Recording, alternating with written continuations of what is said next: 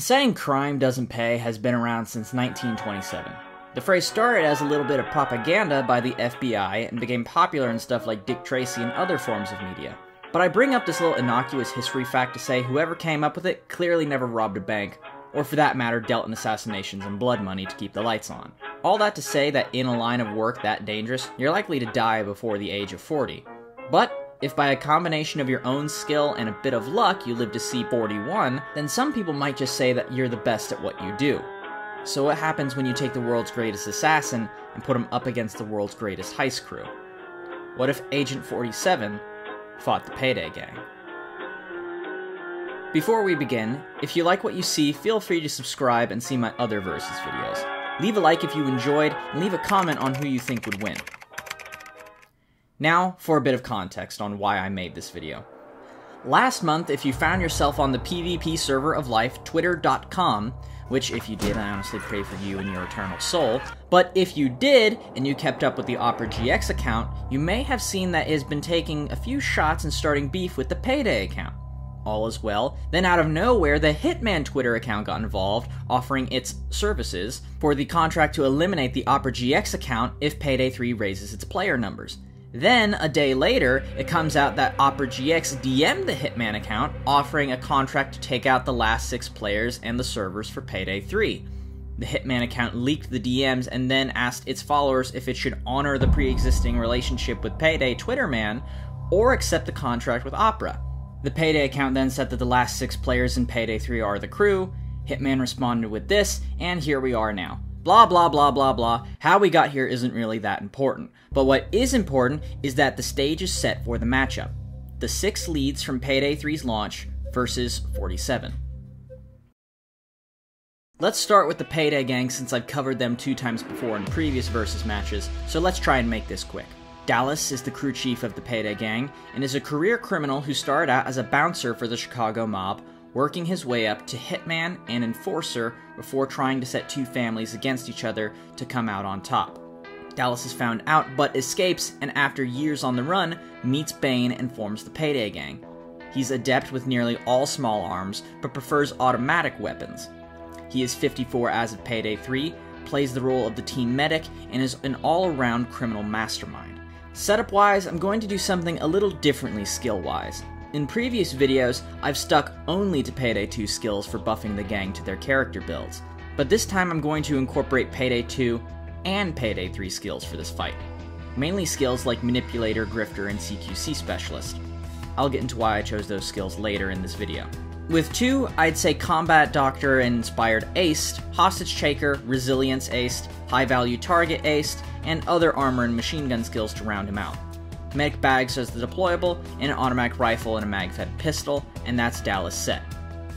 Hoxton is a foul-mouthed Englishman who, despite being born with a silver spoon in his mouth, spit it out and formed a gang of his own in the UK, becoming notorious for his cutthroat greed, his ruthlessness as a bare-knuckle boxer, and his skill with a rifle. He was quickly recruited to the Payday Gang as the team's sharpshooter, but just as easily was capable of being an up-close enforcer. After his stint in prison, Hawks was broke out by the gang in 2014 and has been on a roll ever since. He is 41 as of Payday 3 and plays the role of the team's sharpshooter turned fugitive. Not bad for a crook from Sheffield. Skills from Payday 2, I'd say sharpshooter skills for his role as a marksman, armor skills like Bullseye and Resilience, mine skills like combat engineering and more firepower, melee skills like martial arts aced and pumping iron, and lastly revenant skills like Swan Song and Messiah. Skills from Payday 3, I'd say Tactician, Sharpshooter, and Grifter make sense to me. Set him up with a 308 rifle, precision revolver, and shape charge mines as the deployable, or whatever deployable is required, and that's Hoxton's set. Chains is the muscle of the group. Growing up in the foster care system, Chains joined the US Marine Corps but grew tired of taking orders and became a soldier of fortune instead, until finding his true calling in life as a heister. He is ironically 47 years old as of Payday 3, and plays the role of the gang's enforcer with the muscle to back it up. Skills-wise from 2, full armor skills such as Iron Man aced, ammo skills like extra lead, body expertise aced, so no bullets go to waste, and the last skill points can go to martial arts and pumping iron due to how physical Chains tends to get during heists. Skills from 3, Ammo Specialist, Tactician, and Grifter fit Chains the best in my opinion. Give him an LMG, high-power pistol, and ammo bags, and we'll call it a day. Wolf is the technician of the gang. He's a video game developer turned heister after the market crash which led to his company going under and his family on the streets. Wolf's mind snapped and took to making money at the end of a barrel of a gun. He is 44 as of Payday 3, and is overall not a healthy human being. Skill-wise, shotgun skills seeing as that 9 times out of 10, he has one. Armor skills, but not ICTV. Maxed out drill skills and maxed out sentry skills. From 3, we'll go with Grifter once again. Engineer and tank to acknowledge Wolf's role as team armorer. However, I'm going to interpret this as just a team armor buff rather than armor bags, seeing as that at this point with my relationship with these damn blue bags, well, it's best not to talk about it. Shotgun primary, saw secondary, and sentry deployables. Joy is the hacker of the group. Growing up in San Francisco with strong connections to the Triads, Joy found her footing in life as the protege of the mercenary-turned-gang leader, Vernon Locke, who trained her how to be just as dangerous with a gun as she is behind a string of code. She is 27 years old as of Payday 3. Skill-wise, we'll go with automatic weapon skills, armor skills to keep things topped off, Scrambler and Hacker from Payday 3, ECM skills such as ECM Overdrive and ECM Specialist, Dodge just to lean into Hacker's perk deck set, the signature SMG is her primary since apparently it's her signature weapon since Payday 2, high capacity pistol, and we'll call it a day. Lastly, we have Pearl, who is the newest member of the gang. We don't know much about her at time of recording, but what we do know is that she was born and raised in the Bronx, ran a gang there until they were all betrayed and killed, pulled $1 million hustle on Harvest and Trustee, and is just as dangerous behind a gun as she is at pulling off multi-million-dollar scams. Skills-wise, Grifter is at the top given her background, along with that Manipulator and Infiltrator feels right. Round off combat with the standard allotment of automatic weapon skills like Surefire and Bullseye, with a silenced pistol, and we'll call it a day. Overall, even operating at only 6 members, the Payday Gang is more than equipped to take on any opposition that attacks them with deadly force.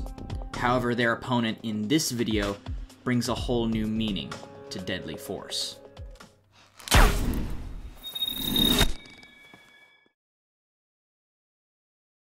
The Hitman franchise has spanned over 8 mainline entries and a handful of spin-off games, but in each and every one, there has always been 47. I could try to summarize exactly who or what 47 is, but I think his bio from the Sniper Assassin game mode puts it plainly. Agent 47 is the world's top assassin, a legendary figure in the shadowy trade of assassination. An expert strategist, master of disguise, and social chameleon who is always 2 steps ahead. He is a skilled predator, discreet, precise, and endlessly inventive. A man comfortable in his own skin and in total control of his environment. 47 deals exclusively in disappearances, tragic accidents, and deaths of natural causes with no collateral damage. He is a ghost, rarely noticed, and never remembered. While as much as I enjoy that blurb from the World of Assassination trilogy, here's a few other tidbits about 47's life. He started life as a simple clone assassin created by Professor Ortmeyer to be used at his master's discretion. He has spent his entire life since birth perfecting the art of assassination. He is genetically modified to possess peak human strength, endurance, and intelligence. Despite being 57 years old as of the end of Hitman 3, 47 is 60 years old as of 2024, and if Freelancer is to be taken as a continuation of his story, doing just fine. Weapon-wise, 47 ever since Hitman 2 has been ever adaptable to making anything in the world into his weapon. But as far as to what he takes on him to a mission, that's a different story. In the World of Assassination trilogy, 47 can only take 3 items actively on him at the beginning of a mission, along with given stash points that can store other equipment. However, certain missions straight up don't allow 47 to start with any items the first time you play them.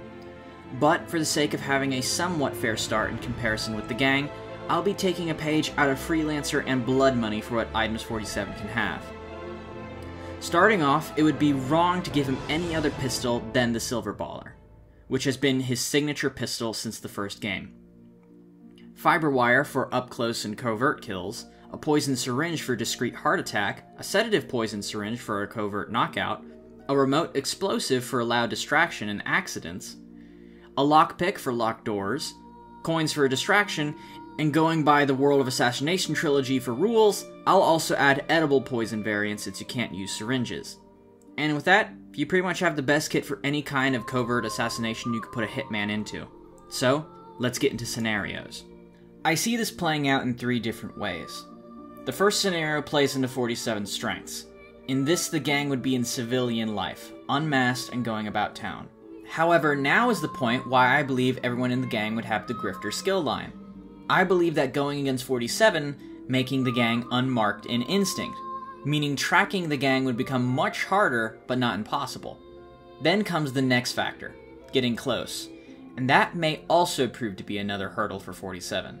Seeing as everyone in the gang has been a career criminal for most of their adult lives, I don't think it's out of the question to say that they would be suspicious, if not flat out know who 47 is / what he looks like. Now, some of you die-hard Hitman fans in the comments might be saying, that goes against the whole point of him being a silent assassin. No one knows what he looks like. However, I would like to point out that in Mumbai and other situations, members of criminal gangs and security agencies have been able to spot 47 in just his suit and tie, meaning they have to recognize him from somewhere or just be suspicious enough of his appearance alone. If we apply this logic to the gang, I'm willing to go a step further and say that they have, at the very minimum, heard of the bald ICA agent who never misses his mark. So getting in close suit only would almost be impossible. But, with that said, disguises are still very much on the table. Any restaurant or store that a member of the gang walks into is fair game to be infiltrated by 47 and take them out. If we take away the silent assassin stipulation, then just shooting them and blowing them up is still on the table. However, this would most likely be the quickest way to tip off the whole gang that someone is gunning for them. Seeing as that if we take into account the inspiration for Payday, Heat, as how the gang takes precautions, then it's safe to say that every member of the gang is armed with at least a handgun at all times. So if 47 starts popping heads, he would then get into a gunfight with shooters who are almost as good as he is. However, overall, this scenario belongs to 47. With the amount of options at his disposal and the wide range of accidents to full-fledged homicide that can occur in a big city like New York, this stealthy approach is going to yield the best results, so I'm chalking this one up to 47. The next scenario would be an infiltration / attack on the safe house. 47 may have his wheelhouse in stealth, but he is also very capable of going all out as well. However, with this, he's going straight into the lion's den. This would be a bloody and loud fight that would definitely get the attention of the police. Stealth wouldn't be that big of an option here either, seeing as that there wouldn't be that many places to hide. And seeing as that this is where all their gear, armor, and weapons are stored, as soon as the first member of the gang is unaccounted for in a stealth or loud scenario, it's game on after that. So while I do think that 47 may be able to take out a fair number of targets, the experience of the gang in backs-to-the-wall gunfights and their home field advantage gives them the winning edge. Even if 47 did manage to kill every target, the commotion would still draw the attention of the police and he would have to make an escape like the Terminus Hotel in Absolution, and he only made it out of that by the skin of his teeth. The last scenario I'm going to set during a bank heist being pulled off by the gang. Now, it may not be the most realistic setting for a high-profile assassination, but I needed a third scenario to round off the video, so here we are. Now, this heist will involve all 6 members and take place in the Milton Fitzpatrick Bank from Hitman 2, for the sake of neutral ground. If we say that there will be a little bit of downtime before the heist starts, then 47 has a slim window to try to pull off some stealthy kills and or maneuvers to set himself up in the best position for a full offensive. However, as soon as the guns and masks come out, it's a whole different ballgame. After that, civs are on the ground, guards and security are either being shot or taken as hostages, so that would be a bad time to be disguised as a security guard. And if 47 is seen once, he's going to be treated like a civ, or if they recognize him as their would-be assassin, shot on sight. So if things do become as loud as possible with 47 taking on the gang headfirst like the ending of Blood Money, he still won't have an easier time, seeing as that, like the previous scenario, the gang will have their armor and weapons already on them. Some of you in the comments right now may be saying, so just shoot them in the head, problem solved. Well, that would be the case, but the gang has a trick up their sleeves. Starting with Payday 2 and being retconned to as far back as Payday the Heist, the gang has always had bulletproof material built into their masks to prevent straight-on headshots from being possible. The closest thing I could compare this to would be the icon from the Hitman 2016 mission. However, the gang wouldn't be as bulletproof as that. Weak spots like the back of the head and joints may be possible to hit, but with sustained fire from 6 pissed-off bank robbers, that would make things almost impossible for 47 in a standard situation. Combine that with the impeding police assault and dozens of witnesses, if 47 does manage to kill all 6 members of the gang while they're geared for war, his chances of survival and escape drop astronomically, to the point where I'm saying he can't make it out of this one. He's either arrested, killed by the cops, or killed by the gang. In a sustained gunfight, the gang takes the win. It's at this point I would like to mention that this isn't the first time 47 has been hired to kill a group of career heisters. In the last Yardbird mission in the Sniper Assassin game mode, 47 is contracted to kill the last remaining members of a former international heist crew called the Yardbirds. The mission is contracted by a man named Alexander Kovac, the leader of the Yardbirds, who entered into a pact with his crew that the money from their last score would be given to the last member of the gang alive. 47 is then hired for the hit and snipes the last living members during the mission. Some of you in the comments may also mention that Calvin Ritter, aka the Sparrow, was also a member of the gang who 47 killed, but I remind you that the ICA facility missions are only reenactments of real missions other agents went on, meaning that 47 didn't kill the Sparrow before he joined the ICA in 1999. However, 47 did end up killing Alexander Kovac in between the beginning of Hitman 2 and the end of Hitman 3. This being revealed in a bit of dialogue with Diana and Tamara Vidal in the farewell. I bring all this up saying that 47 has wiped out a skilled heist crew before, but he's never taken one on who is in their prime. Despite the gang not being at their full strength compared to Payday 2 with 20 plus members, a crew of 6 cold-hearted killers, psychopaths, and criminal masterminds are much different compared to your average corrupt CEO or crime boss.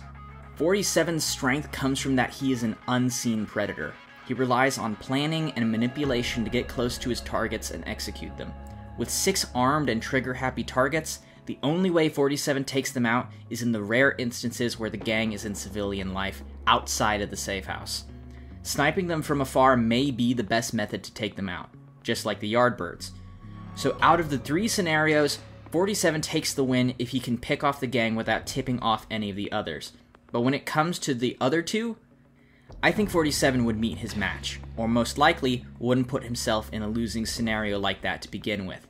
So for best 2 out of 3, the Payday Gang takes it. Well, this has been a long video to make, or at least it's felt like it for me. If you enjoyed this video, please leave a like and a comment. Let me know if you think I got anything wrong when it comes to my breakdown of how I think a fight between Agent 47 and the Payday Gang would go down. Agree with me, disagree with me, I'd like to hear your opinion. Leaving a like also helps me out a lot with the YouTube algorithm, so it's very much appreciated. So yeah, that's all I got for now. See you guys.